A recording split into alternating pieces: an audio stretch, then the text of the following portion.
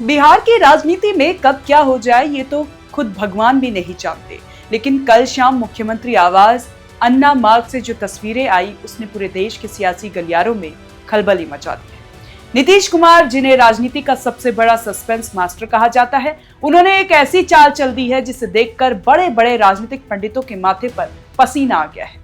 इफ्तार party तो हर साल होती है, दुआएं हर साल मांगी जाती है, लेकिन इस बार का मंजर कुछ और ही था। इस बार नीतीश कुमार का वो अंदाज गायब था जो पिछले 2 दशकों से उनकी पहचान रहा है। आखिर क्या हुआ कल? क्यों नीतीश कुमार ने अपनी परंपरा तोड़ दी और क्या बिहार को अपना नया वारिस मिलने वाला है? आज के इस वीडियो में हम इसी की परतें खोलेंगे, तो अंत तक बने रहिएगा क्योंकि खेल अब शुरू हुआ है।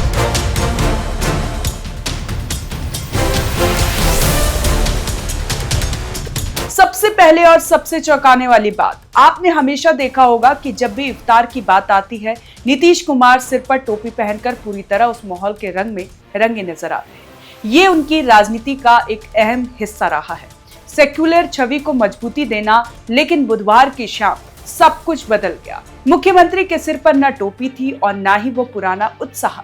सवाल ये है कि क्या नीतीश कुमार अपनी पुरानी ब्रांडिंग से तौबा तौबा कर रहे हैं? क्या ये बीजेपी के साथ बढ़ती नजदीकियों का असर है या फिर वो जनता को कोई और ही संदेश देना चाहते हैं? राजनीति में कुछ भी बेवजह नहीं होता दोस्तों। अगर टोपी उतरी है तो समझ लीजिए कि सिर पर कोई नई स्क्रिप्ट लिखी जा रही है।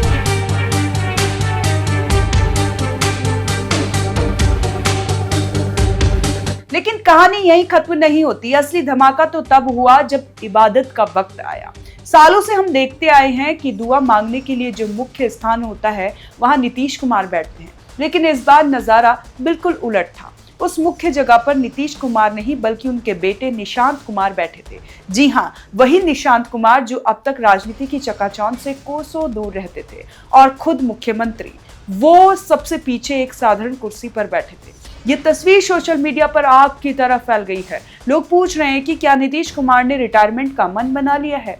क्या वो बैक सीट ड्राइविंग के मूड में आ गए हैं?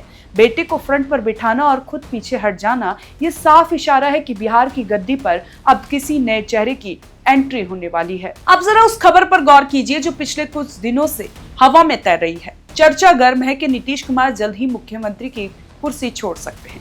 राज्यसभा चुनाव में उनकी जीत हो चुकी है और कहा जा रहा है कि वो दिल्ली की राजनीति में जाने की तैयारी कर रहे हैं। अगर वो राज्यसभा सांसद के रूप में शपथ लेते हैं तो बिहार का मुख्यमंत्री कौन होगा? क्या निशांत कुमार को राजनीति के मैदान में उतारने का ये एक सॉफ्ट लॉन्च है? इफ्तार के मंच पर बेटे की मौजूदगी महज इत्तेफाक नहीं हो सकती। ये एक सोची समझी रणनीति है ताकि जनता और पार्टी के कार्यकर्ताओं को मानसिक रूप से तैयार किया जा सके। नीतीश कुमार जानते हैं कि कब, कहां और कैसे दांव खेलना है।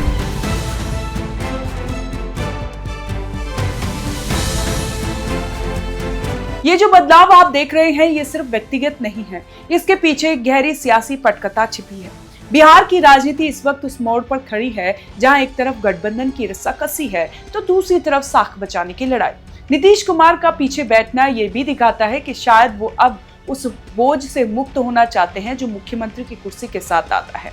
लेकिन आक्रामक सवाल ये कि क्या बिहार की जनता इस बदलाव को स्वीकार करेगी? क्या नीतीश कुमार का ये त्याग या रणनीति उनके वोट बैंक को बचा पाएगी? टोपी का ना होना और बेटे का आगे होना, ये जेडीयू के भीतर भी बड़े तूफान का संकेत है।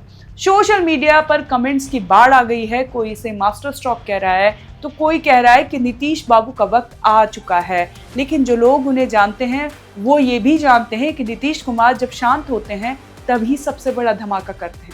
इफ्तार पार्टी सिर्फ खजूर खाने और दुआ मांगने का जरिया नहीं थी, वो बिहार के भविष्य की एक झांकी थी। क्या निशांत कुमार बिहार के नए युवराज बनेंगे या फिर ये नीतीश कुमार की कोई ऐसी चाल है जो अभी किसी को समझ नहीं आ रही है?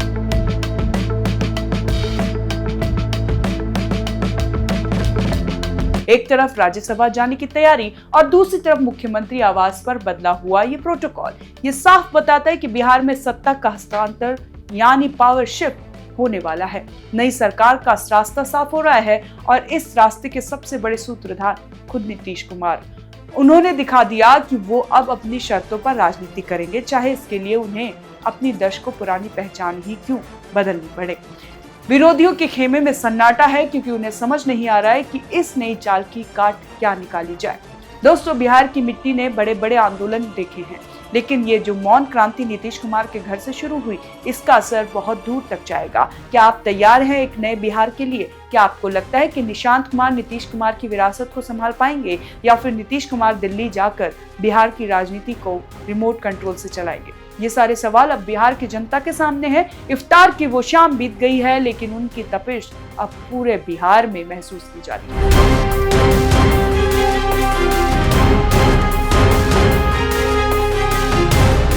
अंत में बस इतना ही कहूंगी कि नीतीश कुमार ने टोपी उतारकर और बेटे को आगे बढ़ाकर अपनी सियासी पारी के आखिरी और सबसे महत्वपूर्ण अध्याय की शुरुआत कर दी है। आने वाले कुछ दिन बिहार के लिए बहुत भारी होने वाले हैं।